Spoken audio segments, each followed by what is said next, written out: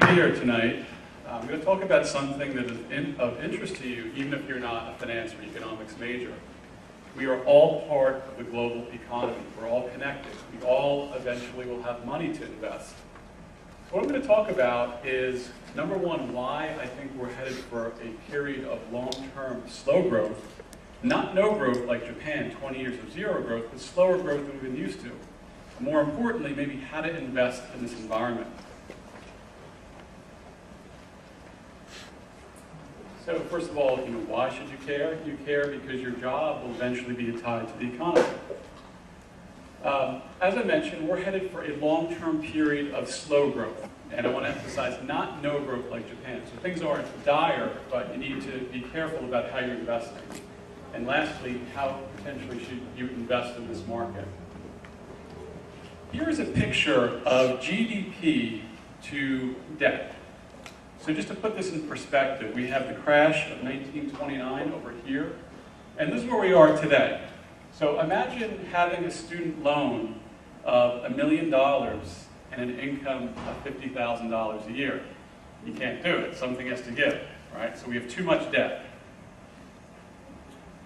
Let's look at the government finances. The government, as we know, is running a deficit. How big is this deficit?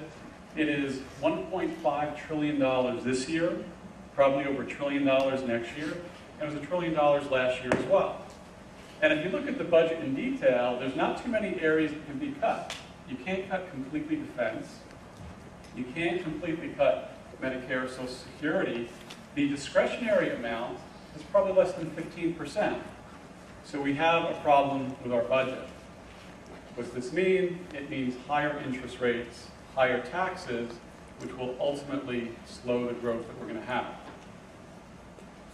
Here's another picture. The deficit is what happens over 1 year, kind of like your profit and loss statement for 1 year.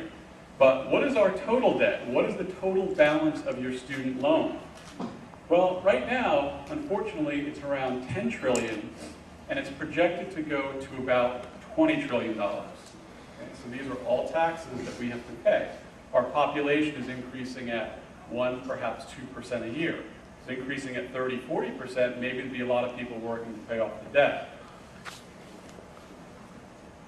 We are also headed for inflation. So you might say, how can we have high inflation and slow growth? Well, when we talk about growth, we need to talk about real terms, or growth net of inflation, somewhat called stagflation. So we can have high inflation and lower growth. So what you see here is the money supply. So just some basic economics, GDP, our economic output, is essentially economic activity times money supply.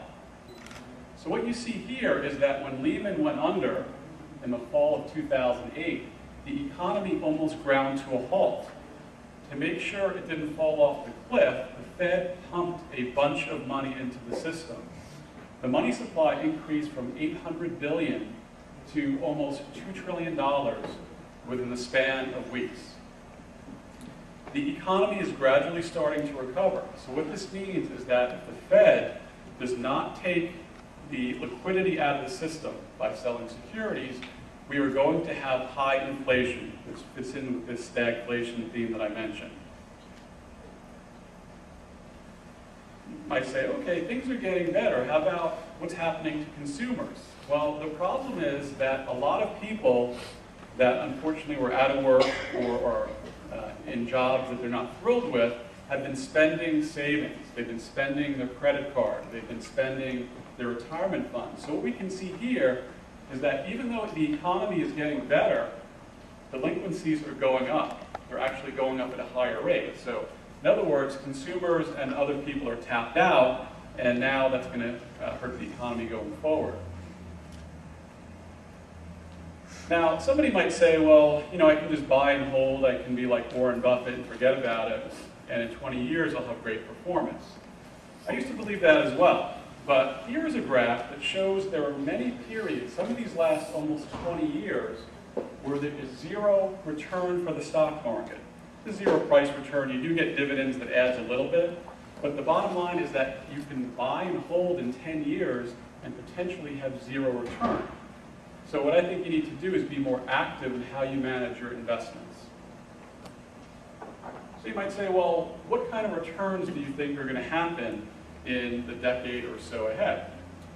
Professor Robert Schuller from Yale has data going back to the 1870s. It's not great, but we have data going back well over 100, perhaps 150 years. And what he did is he sliced the market into 10 deciles, when the market was cheapest and when it's most expensive. So in the stock market, we often use PE, price to earnings, as a measure of how expensive or how cheap things are. When things are really cheap, a PE ratio of less than 6, on average, the market's return 15%, that's the blue line, with a range of 10% to 20%. So just to give you some perspective, the historical average of PE is about 14 to 16. So when things are really cheap, great returns. When things are very expensive, like in group 10, PE ratio over 20, the average return for the 10 years ahead, average annual return, is about 2% with a range of -6 through 7%. So you might say, okay, well, where are we today? Right now, we're in the 90th percentile of being the most expensive.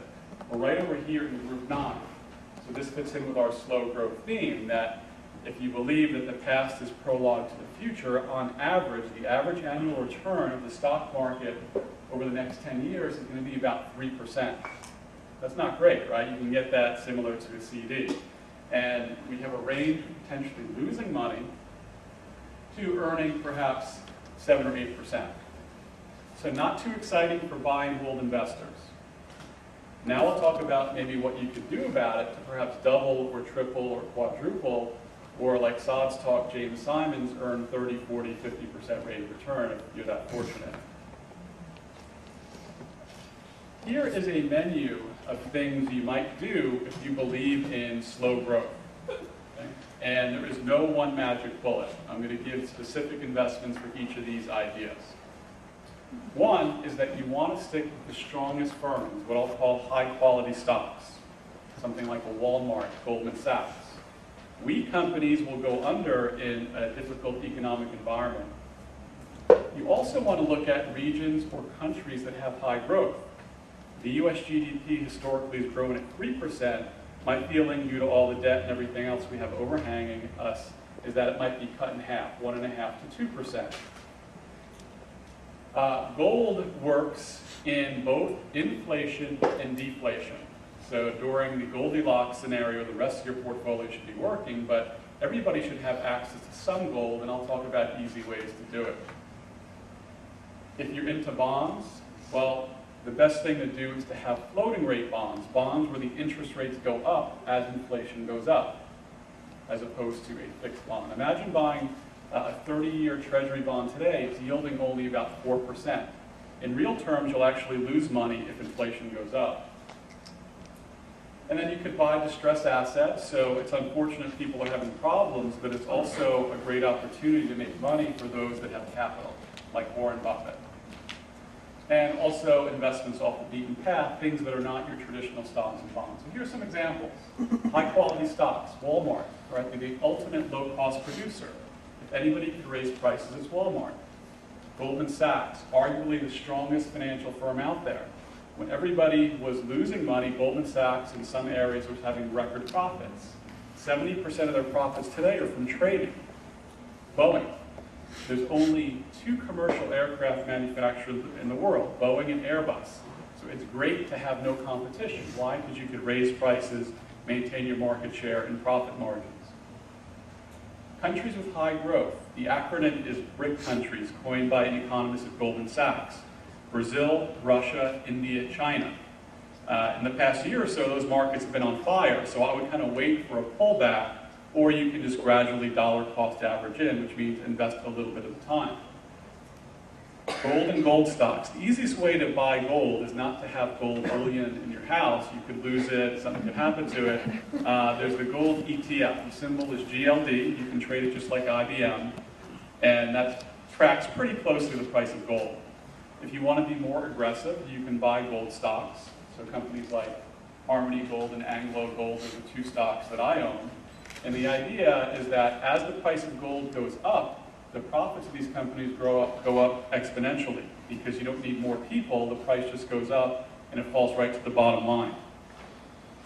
You could also look at floating rate bond funds. As I said, the interest rate on these funds will go up as inflation increases. So a common one that's popular is Fidelity's floating rate high income fund. You can kind of look that up on Google Finance. And for those that have significant capital, distressed assets are a great place to put your money. One of my former students was a real estate investment banker, is now buying houses. He has 10 houses, he's less than 30. And he's able to buy houses at half the market value and actually get money out of the transaction on closing. So theoretically, that's an infinite rate of return. You put no money down, you're able to cash out. Those opportunities are eventually going to go away, but they are here right now for somebody with capital. And then investments off the beaten path. There are a lot of things you can do, but one that we're looking at MDE, where I work, are legal settlements. So somebody slips and falls, they have a legal settlement, and instead of getting the money over 5, 6, 7 years, they might want all the money up front. In return for that, they're willing to take less money, which would often give you perhaps a 25% or higher rate of return. So these are all things that you can do and profit even if the economy is not as strong as we'd like or have experienced in the past. So with that, thank you, and hope you got connected to some of the unconnected.